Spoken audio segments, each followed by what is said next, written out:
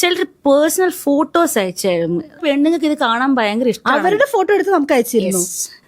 അത് ഇവരുടെ വിചാരിച്ച് കാണാൻ നമുക്ക് ഭയങ്കര ഇഷ്ടമാണ്. ഇത്ര അറപ്പുള്ള ഒരു ഫോട്ടോസ് ഉണ്ട്. ആദ്യമൊക്കെ പറയുന്നത് അമ്മനെ കൊണ്ട് കാണിക്കാനൊക്കെ, പിന്നെ തികട്ടവന്മാരുണ്ട് ഇഷ്ടം പോലെ. എന്നിട്ട് നമുക്കാണ് കുറ്റം. പെമ്പിള്ളേർ എന്ത് പറഞ്ഞാലും പെമ്പിള്ളേർക്കാ കുറ്റം.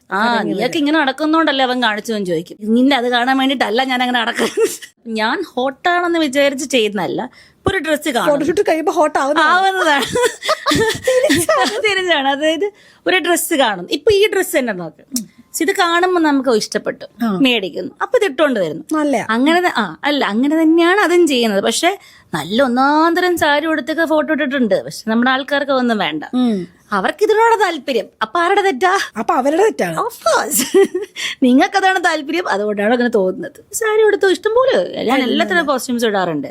പക്ഷെ ഈ സാധനം മാത്രം 1-2 ഫോട്ടോ വരുമ്പോ അതിനിടയിൽ ഇങ്ങനത്തെ കമന്റ്സ് ഒക്കെ വായിക്കുമായിരുന്നു. ഇപ്പൊ വായിക്കില്ല.